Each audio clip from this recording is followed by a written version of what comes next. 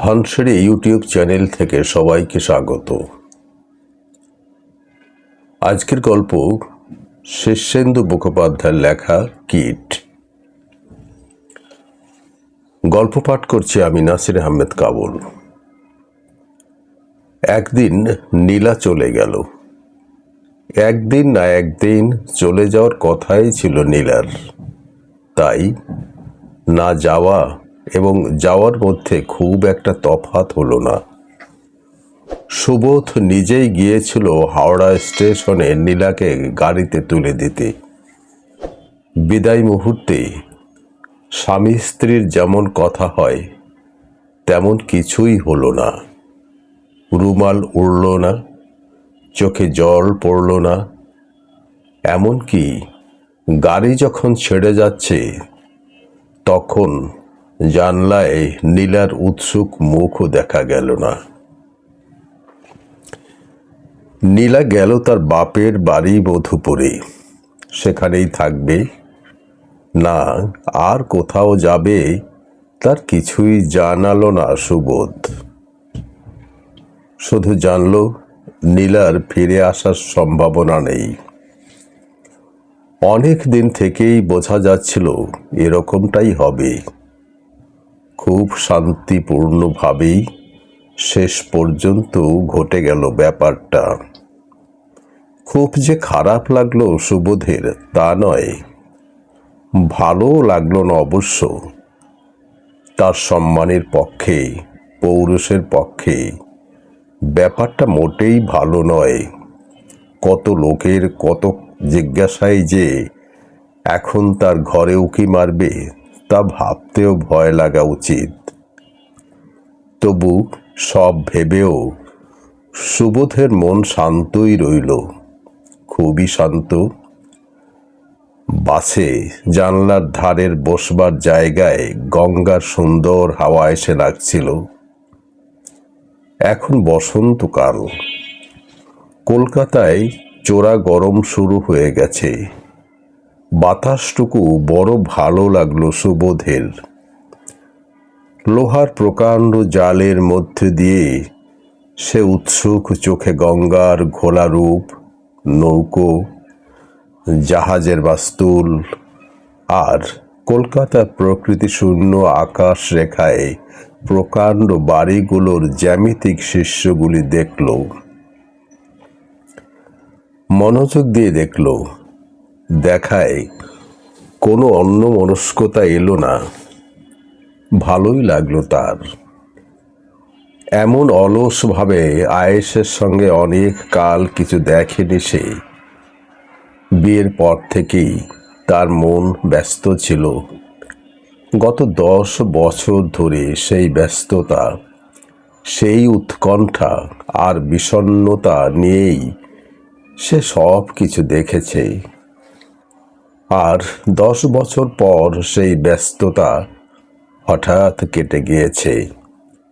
বড় স্বাভাবিক লাগছে সব কিছু। বহুকালের চেনা পুরনো কলকাতার হারানো চেহারাটি হঠাৎ তার চোখে আবার ফিরে এসেছে আজ। অনেকক্ষণ ধরে চলল বাস। ট্রাফিকের লাল বাতি, মন্থর গতি ট্রাম, রাস্তা পেরোনো মানুষের বাধা। সময় লাগলো, কিন্তু অস্থির হলো না সুবোধ। কোনোখানে পৌঁছানোর কোনো তাড়া নেই বলে জানলার বাইরে তাকিয়ে ঘিঞ্জি ফুটপাত, দোকানের সাইনবোর্ড, দোতলা বাড়ির জানলার কোনো দৃশ্য, কত কি দেখতে দেখতে মগ্ন হয়ে রইল।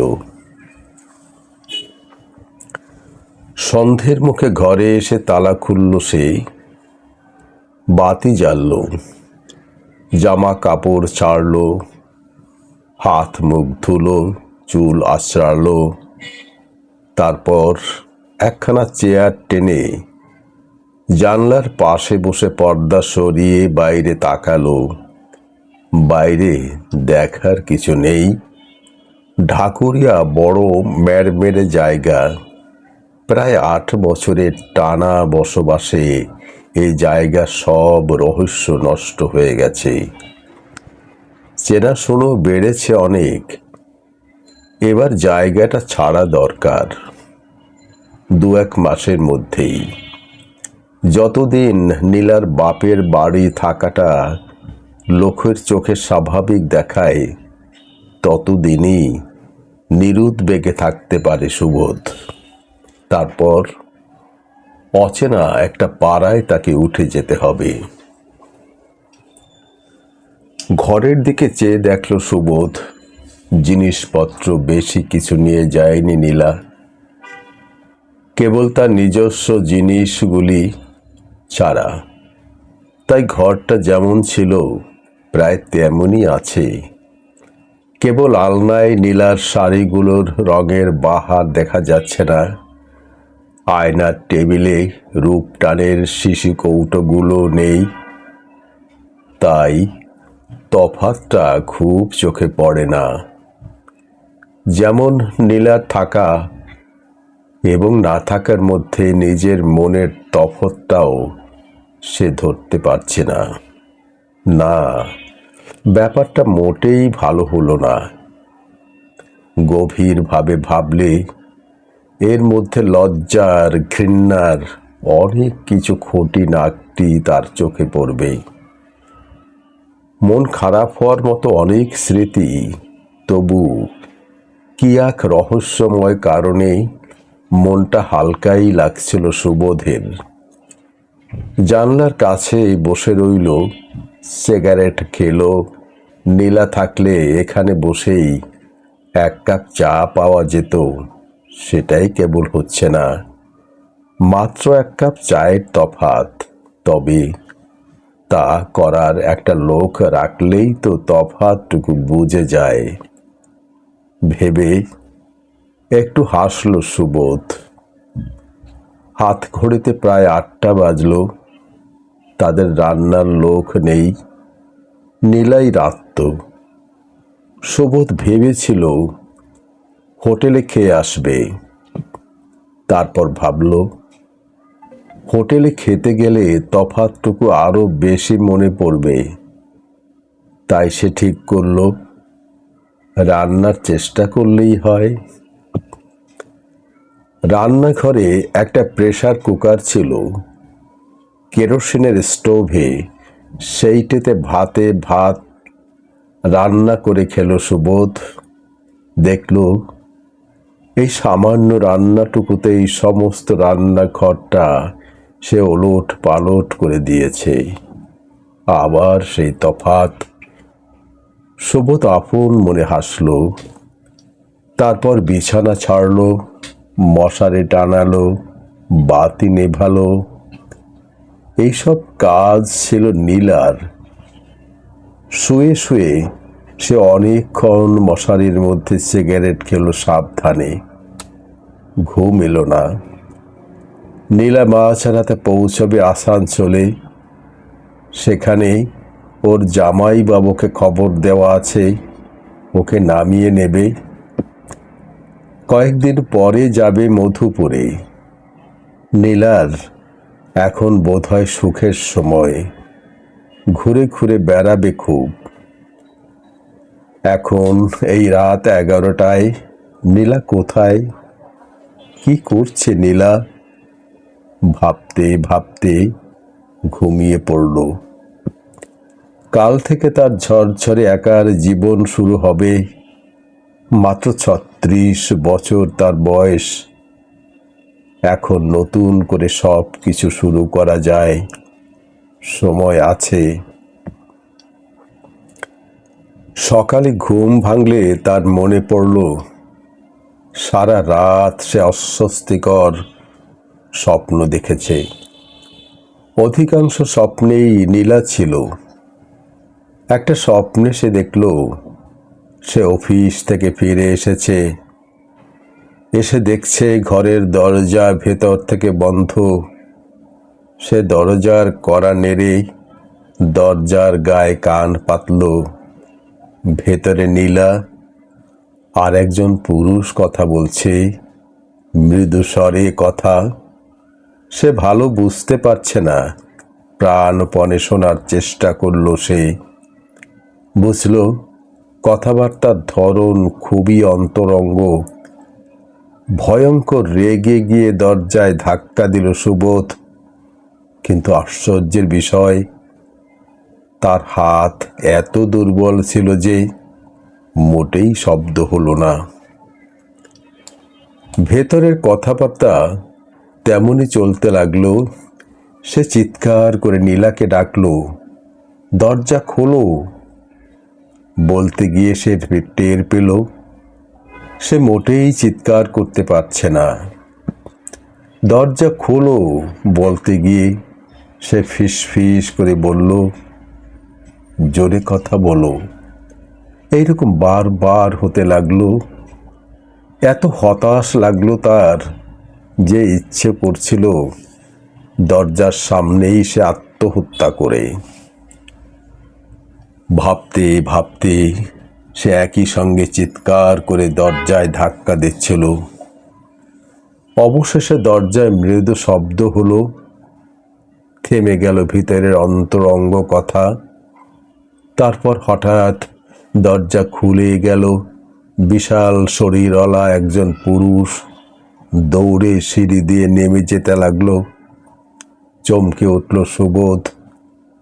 চেনা লোক, মনমোহন, তার অনেক দিন আগেকার বন্ধু। হায় ঈশ্বর, মনমোহন কোথা থেকে কি করে যে এলো! আর রাগে, দুঃখে, ঘেন্নায় লাফিয়ে উঠে মনমোহনের পিছু নেওয়ার চেষ্টা করল সুবোধ, কিন্তু পারল না। পা আটকে যাচ্ছিল। যেন এক হাঁটু জল ভেঙে সে দৌড়বার চেষ্টা করছে। মনমোহন 2-3 লাফে অদৃশ্য হয়ে গেল। সে পিছু ফিরে দেখল নীলা অসংবিত শাড়ি পরে দরজায় দাঁড়িয়ে নিস্পৃহ মুখে তার খোলা চুলের ভেতরে আঙুল দিয়ে জট চড়াচ্ছে। কাকে যে আক্রমণ করবে সুবোধ তা সে নিজে বুঝে উঠতে পারছিল না। রাগ, দুঃখ, ঘেন্নার সঙ্গে সঙ্গে হিংস্র একটা আনন্দকেও সে টের পাচ্ছিল। পাওয়া গেছে নীলাকে, এতদিনে সুবিধে মতো পাওয়া গেছে। এইরকম স্বপ্ন আরো দেখেছে সে রাতে। কখনো নীলাকে অন্য পুরুষের সঙ্গে দেখা গেল, কখনো বা দেখা গেল নীলা এরোপ্লেনে বা নৌকোয় দূরে কোথাও চলে যাচ্ছে। সকালের উজ্জ্বল আলোয় জেগে উঠে সুবোধ স্বপ্নগুলোর কথা ভেবে সামান্য জ্বালা অনুভব করল বুকে। বস্তুত নীলার সঙ্গে কারো প্রেম ছিল, এটা এখন পর্যন্ত প্রমাণ সাপেক্ষ। মনমোহনের স্বপ্নটা একেবারেই বাজে, কারণ নীলার সঙ্গে তার বিয়ের অনেক আগে থেকেই মনমোহনের সঙ্গে পরিচয়। মনমোহনের সঙ্গে আর দেখা হয় না সুবোধের। মনমোহন বোধহয় এখন পুলিশে চাকরি করে। তার ঘর সংসার আছে। সে নিরীহ মানুষ। স্বপ্নে যে কত অঘটন ঘটে, তবু বুকে মনে কোথাও একটু জ্বালার ভাব ছিলই সুবোধের। স্টোভ জেলে সে চা করল। চাটা তেমন জমল না। লিকার পাতলা হয়েছে, চিনি বেশি। সেই চা খেয়ে সকাল বেলাটা কাটালো সে। ঝি এসে বাসন কোসন মেজে দিয়ে গেছে। তবু নিজে আজ আর রান্না করবে না সুবোধ। আজ ছুটির দিন, রবিবার। দুপুরে গিয়ে কোনো হোটেলে খেয়ে আসবে। সকাল বেলাটায় সে ঘরের কোথায় কি আছে তা ঘুরে ঘুরে দেখল। এখন সব কিছু তাকেই দেখতে হবে, নিজেকে নিজেই চালাতে হবে তার। ব্যাপারটা যে খুব সুবিধাজনক হবে না তা বোঝা যাচ্ছিল। বিয়ের আগে সে ছিল মা, বোন, বৌদিদের উপর নির্ভরশীল। বিয়ের বছর দুয়েকের মধ্যেই গড়পাড়ের সেই যৌথ সংসার ছেড়ে চলে এলো ঢাকুরিয়ায় নীলাকে নিয়ে। কখনো সে একা থাকেনি বিশেষ। যে কয়েকবার নীলা একটু বেশি দিনের জন্য বাপের বাড়ি গেছে, সে কয়েকবারই মাকে নিজের কাছে নিয়ে এসেছে সুবোধ। কাজেই এখন একা একা সংসারের মতো কিছু চালানো তার পক্ষে মুশকিল। মাকেও আর আনা যায় না। বাতে অম্বলে এই বুড়ো বয়সে মা বড় যুবতুবু হয়ে গেছে। তাছাড়া মাকে আনলেও স্থায়ীভাবে আনা যায় না।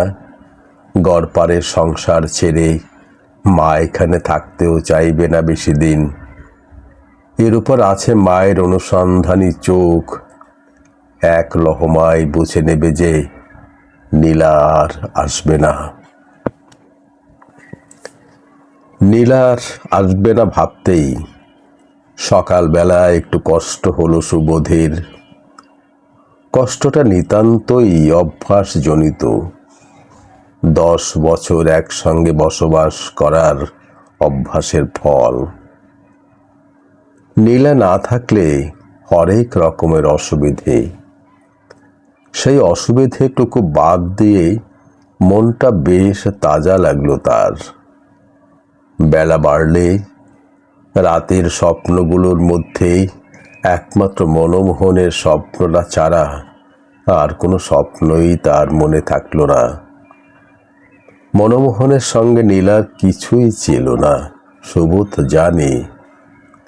তবু স্বপ্নটার মধ্যে বিশ্বাসযোগ্য একটা কিছু আছে বলেই তার মনে হচ্ছিল হয়তো এই ঘরে, তার এই সংসারের মধ্যে থেকেও নীলা কখনো ঠিক পুরোপুরি সুবোধের ছিল না। বিয়ের মাসখানেকের মধ্যেই সুবোধের এই রকম ধারণা শুরু হয়। গড়পাড়ের বাড়িতে বাচ্চা ছেলে মেয়ের অভাব ছিল না। 2 দাদার গোটা 5 ছেলে মেয়ে। তাদের মধ্যে যাদের বুদ্ধি তেমন পাকেনি, তাদের কাছে সে প্রায়ই গোপনে জিজ্ঞেস করত সে অফিসে চলে গেলে নীলা কি কি করে, বিকেলে ছাদে যায় কিনা, নীলার নামে কোনো চিঠি এসেছিল কিনা। বস্তুত কেন যে সেসব জিজ্ঞেস করত সুবোধ, তা স্পষ্টভাবে নিজে আজও জানে না। বাপের বাড়ির কোনো লোক এসে নীলার খোঁজ করলে সে বিরক্ত হতো। কখনো কখনো ঠাট্টার ছলে সে নীলাকে জিজ্ঞেস করেছে বিয়ের আগে নীলার জীবনে কে কে পুরুষ এসেছে। সুবোধের মনের গতি তখনও ধরতে পারেনি নীলা, তাই ঠাট্টা করেই উত্তর দিত, ছিল তো, সে তোমার চেয়ে অনেক ভালো। ঠাট্টা জেনেও মনে মনে ম্লান হয়ে যেত সুবোধ। বিয়ের বছর খানেকের মধ্যেই বাড়িতে একটা গন্ডগোল শুরু হলো মেজদাকে নিয়ে। মেজদার কারখানায় গন্ডগোল হয়ে লক আউট হয়ে গেল। 6 মাস পরে কারখানাটা হাত বদল হয়ে গেল। মেজদা পুরোপুরি বেকার তখন। লোকটা ছিল বরাবরই একটু বন্য ধরনের, হইচই করা, মাথা মোটা গোয়ার মানুষ। চাকরি গেলে এসব লোকের সচরাচর যা হয় তাই হলো। বাংলা মদ খেয়ে রাত করে বাসায় ফিরত। গোলমাল বা চেঁচামেচি করতো না, কিন্তু মাঝে মাঝেই কান্নাকাটি করতো অনেক রাত পর্যন্ত। 3 ঘরের ছোট্ট বাসাটায় ঠাসাঠাসি লোকজনের মধ্যে ব্যাপারটা বিশ্রী হয়ে দাঁড়ালো। মেজদার মদ খাওয়ার স্বভাব ছিলই, কিন্তু আগে মাত্রা রেখে খেত। পুজো পার্বণ, বা অন্য উপলক্ষে বেশি খাওয়া হয়ে গেলে বাসায় ফিরত না।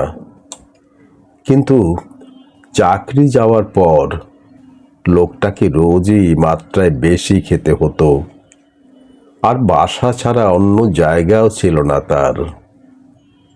প্রতি রাত্রেই মেজদাকে গালাগাল করতে সবাই। মা বলতো, ওকে রাতে ঘরে ঢুকতে দিস না। বৌদি সামলাতো বটেই, কিন্তু কিছুদিন পর বৌদিরও ধৈর্য থাকলো না। কিছুদিনের জন্য বাপের বাড়ি চলে গেল বৌদি। সে সময় সত্যি মুশকিল হলো মেজদাকে নিয়ে। তাকে সামলানোর লোক কেউ রইল না। মাঝে মাঝে সদরের বাইরেই সারা রাত শুয়ে থাকতো মেজদা। দরজা খুলতো না কেউ। সে সময়ে এক বৃষ্টির রাতে নীলা উঠে গিয়ে মেজদাকে দরজা খুলে দিয়েছিল। সুবোধ জেগে থাকলে নীলাকে এ কাজ করতে দিত না। যখন জাগলো তখন নীলা উঠে গিয়ে দরজা খুলছে। রাগে উত্তেজনায় কাঁপতে কাঁপতে উঠে ঘরের দরজার সামনে গিয়ে নীলাকে ধরল সুবোধ। কোথায় গিয়েছিলে? নীলা দুর্বল গলায় উত্তর দিল, মেজদাকে দরজা খুলে দিতে। ভীষণ রেগে গিয়ে সুবোধ চেঁচিয়ে বলল, কি দরকার তোমার? মাতাল, লোফার, লুম্পেন ওই ছোট লোকটার কাছাকাছি তুমি কেন গিয়েছিলে? সে কেন তোমার গায়ে হাত দিল? নীলা এবার অবাক হয়ে বলল, গায়ে হাত দিল? কই, না তো। সুবোধ তবু চেঁচিয়ে বলল, আমি নিজে দেখেছি যে সে তোমার গায়ে হাত ধরে আছে। অন্ধকারে নীলার মুখের রং দেখা গেল না। নীলা একটু চুপ করে থেকে বলল, চেঁচিও না, বিছানায় চলো, বলে দরজার খিল দিল নীলা। সুবোধের সমস্ত শরীর জ্বলে গেল। সে বলল, কেন গিয়েছিলে? তোমাকে আমি বারণ করিনি ওই লোফারটার কাছাকাছি কখনো যাবে না? নীলা সামান্য হাফ ধরা গলায় বলল, দরজা খুলে না দিলে উনি সারা রাত বৃষ্টিতে ভিজতেন। সুবোধ ছিটকে উঠল। তাতে কি হতো? মাতালের সর্দি লাগে না, কিন্তু তাকে তুমি প্রশ্রয় দাও কেন? এ বাসায় তার আপনজন কেউ নেই। লোফারটা তোমার হাত। সামান্য কঠিন হলো এবার নীলার গলা। তুমি নিজে দেখেছ? বাস্তবিক সুবোধ কিছুই দেখেনি। সে উঠে দেখেছে নীলা ঘরে ফিরে আসছে, তবু কেন যেন তার মনে হয়েছিল ওরকম কিছু একটা হয়েছে। তাই সে গলার তেজ বজায় রেখে বলল, হ্যাঁ দেখেছি। নীলা আস্তে আস্তে বলল, উনি মাতাল অবস্থাতেও চিনতে পেরে আমায় বললেন, তোমাকে কষ্ট দিলাম বৌমা। আমার হাতে ওর হাত লাগে উনি। সত্যি কি তুমি নিজে দেখেছ? সুবোধের আর তেমন কিছু বলার ছিল না, তবু সে খানিকক্ষণ গো গো করল। সারা রাত ঘুমের মধ্যেও ছটফট করল। জ্বালা যন্ত্রণা হিংস্রতার এক অদ্ভুত মিশ্র অনুভূতি। হাতের কাছেই নীলা, তবু কেন নীলাকে দূরের বলে মনে হচ্ছে কে জানে। পরদিন থেকে ব্যাপারটা অন্য চেহারা নিল। রাতে সুবোধের চিৎকার সবাই শুনেছিল। সম্ভবত হাত ধরার ব্যাপারটা বিশ্বাস করে নিয়েই মা আর বড়দা কিছু বলেছিল মেজদাকে। মেজদার সম্বন্ধে তখন ওরকম কোনো ব্যাপারই অবিশ্বাস্য ছিল না। সুস্থ অবস্থায় সম্ভবত মেজদাও বুঝতে পারছিল না ব্যাপারটা সত্যিই ঘটেছিল কিনা। তাই পরদিন থেকেই মেজদা কেমন মিইয়ে গেল, দিনের বেলাতে আর বাসায় থাকতই না। নীলা সুবোধকে ব্যাপারে সরাসরি দায়ী করেনি, কিন্তু তখন থেকেই আলাদা বাসা করার জন্য সুবোধকে বলতে শুরু করে নীলা। তাই বিয়ের 2 বছরের মাথায় সুবোধ আলাদা হয়ে গেল। তবু শান্তি ছিল না সুবোধের। যাতায়াতের পথে দেখত রকে বসে পাড়ার ছেলেরা মেয়েদের টিটকিরি দিচ্ছে। পথে ঘাটে দেখত সুন্দর পোশাক পরে সুপুরুষ মানুষেরা যাচ্ছে। কখনো বা বন্ধুদের কাছে শুনত চরিত্রহীনতার নানা রংদার গল্প। সঙ্গে সঙ্গেই নীলার কথা মনে পড়ত সুবোধের। পৃথিবীতে এত পর পুরুষ মানুষের ভিড় তার পছন্দ হতো না। তার ইচ্ছে হতো নীলাকে সে সম্পূর্ণ পুরুষ শূন্য কোনো এলাকায় নিয়ে গিয়ে বসবাস করে। অফিসে বেরিয়ে বোধহয় সে অনেকবার মাঝপথে বাস থেকে নেমে পড়েছে, মনে বিষের যন্ত্রণা। একটু এদিক ওদিক ঘুরে চুপি চুপি ফিরে এসেছে বাসায়। নিঃসারে সিঁড়ি ভেঙে উঠে এসেছে দোতলায়। দরজায় কান পেতে ভেতরে কোনো কথাবার্তা হচ্ছে কিনা শুনতে চেষ্টা করেছে। তারপর আস্তে আস্তে দরজায় কড়া নেড়েছে। প্রায় দরজা খুলে নিলে অবাক হতো। এ কি তুমি? খুব চালাকের মতো হাসত সুবোধ। বলতো, দূর, রোজ অফিস করতে ভালো লাগে, চলো আজ একটা ম্যাটিনি শো দেখে আসি। শেষের দিকে নীলা হয়তো কিছু টের পেয়েছিল, আর তাকে দেখে অবাক হতো না। শক্ত মুখ আর ঠান্ডা চোখে চেয়ে একদিন বলেছিল, চৌকির তলাটা ভালো করে দেখে নাও। ধরা পড়ে মনে মনে রেগে যেত সুবোধ। নিজের সঙ্গে নিজেই বেজরে ঝগড়া করত। কিছু একটা না হলে আমার মনে এরকম সন্দেহ আসছে কেন? আমার মন বলছে ঠিক একটা কিছু আছেই, বাইরে থেকে আর কতটুকু বোঝা যায়। তবু নীলা চোখের জল ফেলেনি কোনো দিন, ঝগড়া করেনি। কেবল দিনে আরো গম্ভীর, শীতল, কঠিন হয়ে যাচ্ছিল। সুবোধের ধরাছোঁয়ার বাইরেই চলে যাচ্ছিল নীলা। বছর 4 আগে পেটে বাচ্চা এলো তার। তখন আরো রুক্ষ, আরো কঠিন দেখালো নীলাকে। হাসপাতালে যাওয়ার কয়েকদিন আগে সে খুব শান্ত গলায় একদিন সুবোধকে বলেছিল, শুনেছি মেয়ের মুখে বাপের ছাপ থাকে, আমার জন্য মেয়ে হয়। সুবোধ অবাক হয়ে বলল, কেন? নীলা মৃদু হেসে বলল, তাহলে প্রমাণ থাকবে যে সে ঠিক বাপের মেয়ে। মুখের আদল তো চুরি করা যায় না। মেয়েটা বাঁচেনি, বড় রোগা দুর্বল শরীর নিয়ে জন্মেছিল। 8 দিন পর মারা গেল। মুখের আদল তখনো স্পষ্ট হয়নি। কোথায় যেন একটা কাঁটা এখনো খস করে বেঁধে সুবোধের নীলা কথাটা যে কেন বলেছিল। তারপর থেকেই সুবোধ জানত যে নীলা চলে যাবে, আজ কিংবা কাল। আজকাল করে করেও বছর 3 কেটে গেল। খুব অশান্তি কিংবা ঝগড়াঝাটি কিছুই হয়নি তাদের মধ্যে। বাইরে শান্তই ছিল তারা, ভেতরে ভেতরে বাত তুলে দিল কেবল। অবশেষে নীলা চলে গেল কাল। সারা সকাল কাটল নির্জনতায় ঘরের মধ্যে। এরকম ভালোই লাগছিল সুবোধের।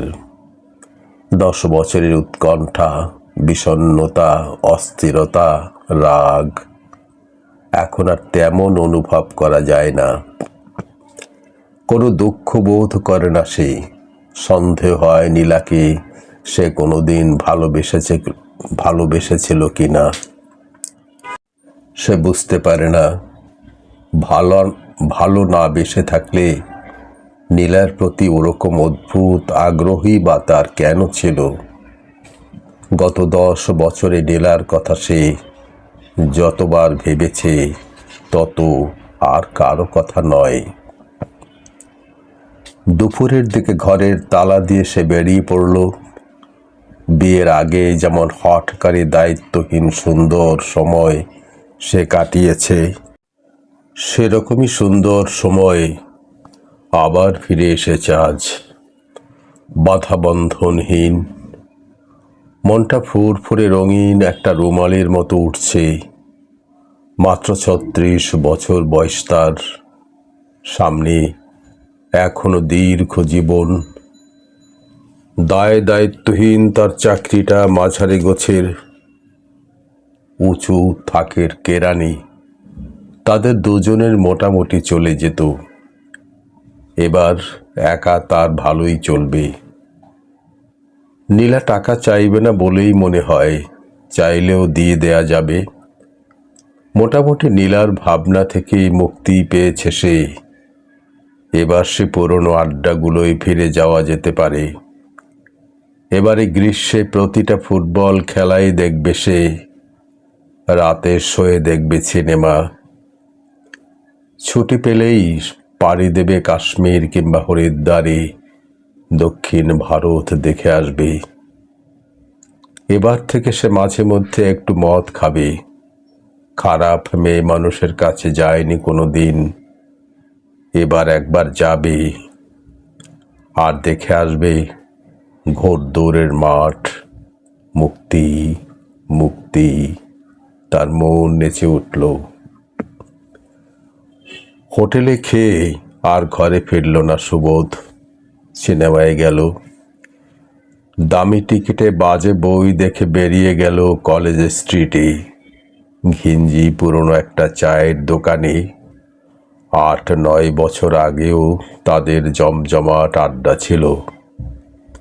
সেখানে পরপর কয়েক কাপ চা খেয়ে সন্ধে কাটিয়ে দিল সুবোধ। পুরনো বন্ধুদের কারোরই দেখা পেল না। বেরিয়ে পড়ল আবার।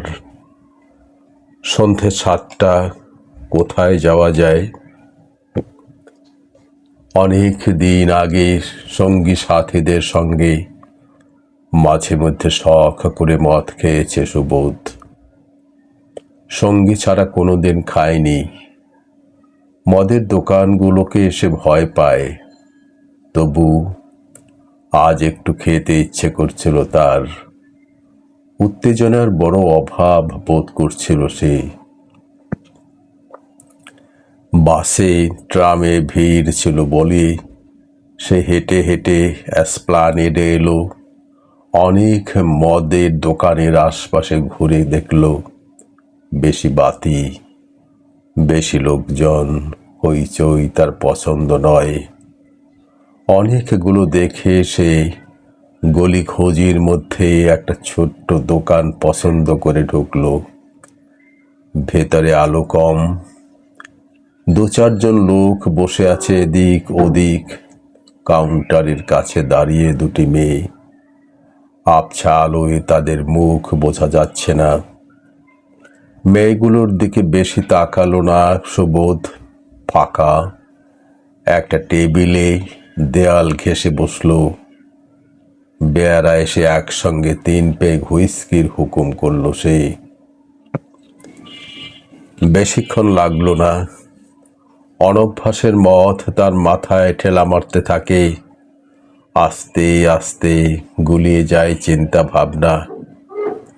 শরীরের মধ্যে একটা অবোধ কষ্ট হতে থাকে। পা দুটো ভারী হয়ে ঝিনঝিন করে। এই তো বেশ নেশা হচ্ছে ভেবে সুবোধ কাউন্টারের কাছে দাঁড়ানো একটি মেয়ের দিকে তাকায়। চোখে চোখ পড়তেই মেয়েটি পরিচিতার মতো হাসে। সুবোধ হেসে তার উত্তর দেয়, পর মুহূর্তেই গ্লাসে চুমুক দিয়ে চোখ তুলে সে দেখে মেয়েটি তার উল্টো দিকের চেয়ারে বসে আছে। মেয়েটি কালো, মোটা, থলথলে, বয়স 30-এর এদিক ওদিক।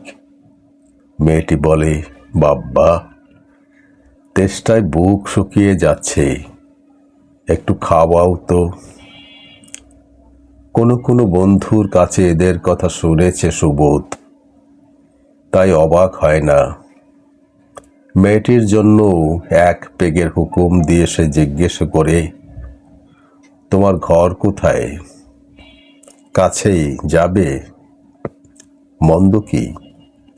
তবে আরো 2 পেগের কথা বলে দাও, তাড়াতাড়ি বলো, এরপর বন্ধ হয়ে যাবে। সুবোধ আরো 2 পেগের কথা বলে হাসে। মদ খাও কেন? তুমি খাও কেন? আমার বউ চলে গেছে। আমারও স্বামী চলে গেছে। বলেই মেয়েটি ভ্রু কুঁচকে বলে, শোনো, ঘরে যেতে কিন্তু ট্যাক্সি করতে হবে, হেঁটে যেতে নেশা থাকে না। ট্যাক্সি? বলে হাসলো সুবোধ। তার খুব কথা বলতে ইচ্ছে করছিল। বলল, আমার বউয়ের গল্প তোমাকে শোনাবো আজ। খুব সেনাল ছিল? না না, সেনাল নয়, তবে অন্য রকম। চলে গেল কেন, সেটাই তো গল্প। ওরকম আকছার হচ্ছে। তোমার বউয়ের দুঃখেও আমি ভুলিয়ে দেব। দুঃখ? বড় অবাক হলো সুবোধ। দুঃখের কোনো ব্যাপারই তো নয় নীলার চলে যাওয়াটা। তবে নেশার ঘোরে এখন তার মনটা হু হু করে উঠল। দুঃখিত মনে সে মাথা নেড়ে বলল, হ্যাঁ, খুব দুঃখের গল্প। কেটে যাবে, বিলটা মিটিয়ে দাও। বিল মেটালো সুবোধ। তারপরও গোটা 30 টাকা রইল ব্যাগে। মেয়েটা আর চোখে দেখে বলল, তুমি কি আমার ঘরে সারা রাত থাকবে? মন্দ কি? সুবোধ হাসল। 30 টাকায় হবে না কিন্তু। হবে না? না। বলো না, এই বাজারে 30 টাকায় ঘন্টা 2, তার বেশি না। না, 30 টাকায় সারা রাত। পাগল? তবে কেটে পড়ো। আমি কেরানির বেশি কিছু না। দাঁত বের করে হাসলো। গ্লাস নিঃশেষ করে আসলে মুখ বসল। বলল, মদ খাওয়ালে, ভালোবাসলে ছাড়তে ইচ্ছে করে না। কেটে পড়ো। ঠিক আছে, চলো, 30 টাকাতেই হবে। আহা, তোমার বউ চলে গেছে না? ঠিক আছে, চলো তো দেখি, তোমার বউ ভালো না আমি ভালো? বলতে বলতে সুবোধকে হাত ধরে টেনে তুলল মেয়েটা। ট্যাক্সিতে সুবোধ মেয়েটির কাঁধে মাথা রেখেছিল। সস্তা প্রসাধন, তার তেলের বিশ্রী গন্ধ। তবু মুখ সরিয়ে নিতে তার ইচ্ছে করছিল না। মেয়েটি ট্যাক্সিওয়ালাকে নানা জটিল পথে নিয়ে যেতে বলেছে। কথার কথায় বুক ভরে আসছিল সুবোধের। সে অনর্গল কথা বলছিল, নীলার কথা, কাল রাতের স্বপ্নের কথা, মেজদার কথা, মরা মেয়েটার কথা। কখনো সে বলছিল সে এবার বেড়াতে যাবে হরিদ্বারে, যাবে ঘোড় দৌড়ের মাঠে, ফুটবল ম্যাচ দেখবে। একা একাই থাকবে সে। মেয়েটি কোনো কথাতেই কান দিল না। শুধু মাঝে মাঝে বলল, শুয়ে পড়ো না বাপু গায়ের উপর। পুরুষ মানুষগুলো যা নেতানো হয়, একটু দুঃখ টুক্ষ হলেই গড়িয়ে পড়ে। কথাগুলো ঠিকঠাক বুঝতে পারছিল না সুবোধ। দুঃখ, দুঃখ, দুঃখ কিসের? মেয়েটি জানেই না তার মন রঙিন একখানা রুমালের মতো উঠছে। ট্যাক্সি যেখানে থামল, সে জায়গাটা সুবোধ চিনল না। শুধু টের পেল গোলক ধাঁধার মতো খুব জটিল প্রকাণ্ড একটা বাড়ির মধ্যে সে ঢুকে যাচ্ছে। অনেক সিঁড়ি, সরু বারান্দা, আবার সিঁড়ি, বিচিত্র অচেনা লোকজন, মাতাল, বেশ্যা, ফড়ের গা ঘেঁষে মেয়েটি তাকে নিয়ে যাচ্ছে নীলার দুঃখ ভুলিয়ে দিতে, অথচ জানে না দুঃখই নেই আসলে। ভেবে সে হাসল। ভালো জায়গায় থাকো তুমি, কি যেন নাম তোমার? মেয়েটি বলল, অনিলা। হাসল সুবোধ। চালাকি হচ্ছে কেন? আমার বউয়ের নাম তো নীলা। ওমা, তাই নাকি? বলনি তো। বলিনি? না মাইরি। চালাকি হচ্ছে? মেয়েটি হাসে। সত্যি আমি অনিলা। তোমার বউয়ের উল্টো, দেখো প্রমাণ পাবে। খুব সুন্দরী ছিল তোমার বউ। ফর্সা? না, কালোই, মন্দ না। খুব কালো? না, শ্যামবর্ণ। এই আমার গায়ের রং। ওমা, তুমি তো ফর্সাই। যা। হাসল সুবোধ লজ্জায়। ঘরখানা ভালোই, বসতে ঘেন্না হয় না।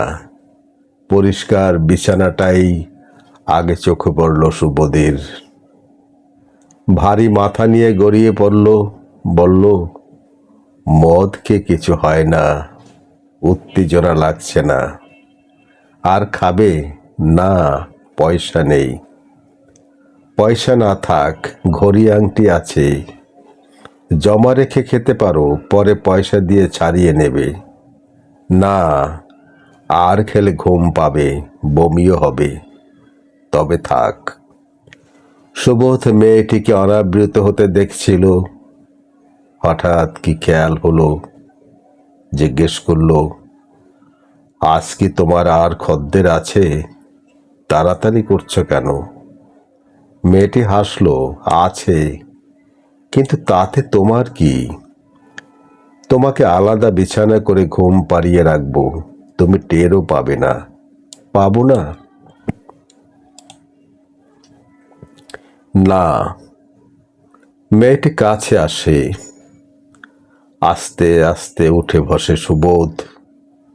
তুমি তো অনিলা।